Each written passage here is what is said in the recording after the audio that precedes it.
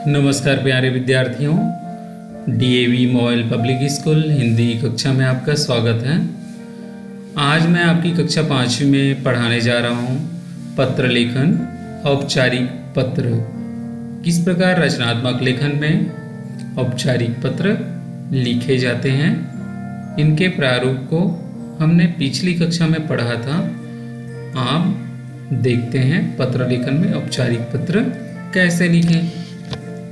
आइए जानते हैं औपचारिक पत्र किन्हें कहते हैं। औपचारिक पत्र उन्हें लिखा जाता है जिनसे हमारा कोई निजी संबंध नहीं होता है।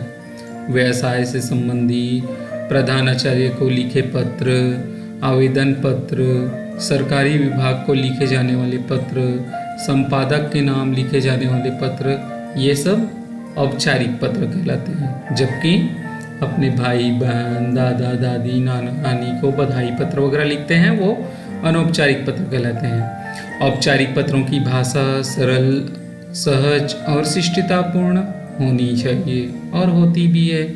इन पत्रों में केवल काम या अपनी समस्या के बारे में बात करते हैं। अपनी समस्या समाधान या शिकायत या सुझाव के लिए पत्र लिखे जाते हैं। आइए जानते हैं प्रारूप के माध्यम से कि पत्र औपचारिक पत्र कैसे लिखते हैं। तो यहाँ पर सबसे पहले विद्यालय या कार्यालय का नाम एवं पता लिखेंगे, फिर विषय लिखेंगे, फिर संबोधन करेंगे, महोदय, महोदया, श्रीमान जी, फिर मुख्य विषय वस्तु और समापन।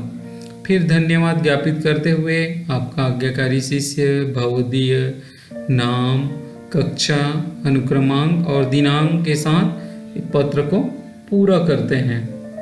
आइए उदाहरण के माध्यम से जानते हैं कि किस प्रकार से औपचारिक पत्र लिखे जाते हैं। पहला प्रश्न, दीदी या बहन की शादी पर अवकाश के लिए आवेदन पत्र या प्रार्थना पत्र। आपकी दीदी या बहन की शादी हो रही है, उसके लिए आपको अवकाश चाहिए। तो अवकाश चाहिए तो आपको पत्र लिखना है अपने विद्यालय के प्रधानाचार्य को। तो ऐसे लिखेंगे जैसा हमने प्रारूप में देखा। सेवा में प्रधानाचार्य महोदया, डीएवी मॉयल पब्लिक स्कूल, सीता सावंगी, तुमसर, महाराष्ट्र। ऐसा भी लिख सकते हैं पूरा पता। विषय क्या है? प्रश्न में दिया है विषय बहन की शादी पर अवकाश। तो बहन की शादी के लिए अवकाश हेतु प्रार्थना पत्र।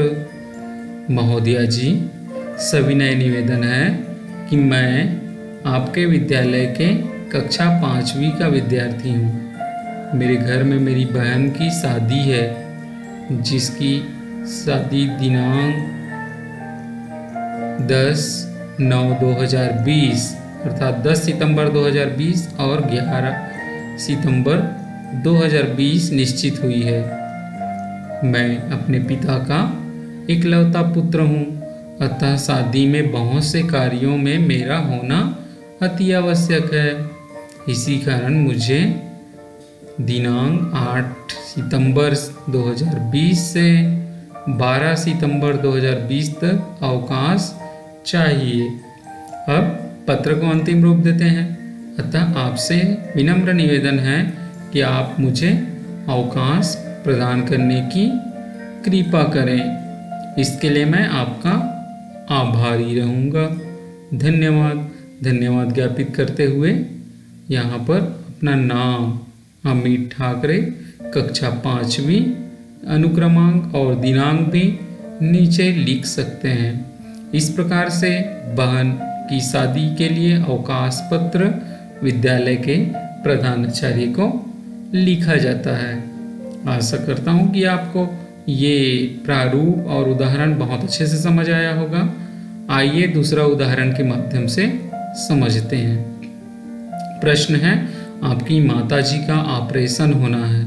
उनकी देखभाल के लिए आपको 5 दिन का अवकाश चाहिए।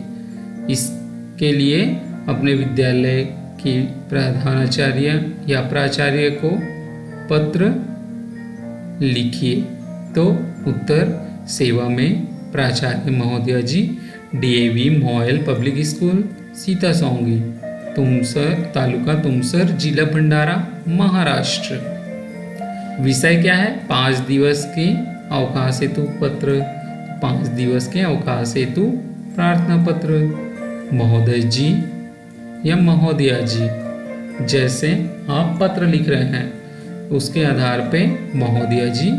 सविनय निवेदन है कि मैं आपके विद्यालय में कक्षा 5वीं में पढ़ने वाला छात्र हूँ। गत 8 दिनों से मेरी माताजी की तबीयत बहुत खराब है और चिकित्सकों ने बीमारी का इलाज ऑपरेशन बताया है। पिताजी काम के कारण माताजी के साथ हर समय नहीं रह सकते।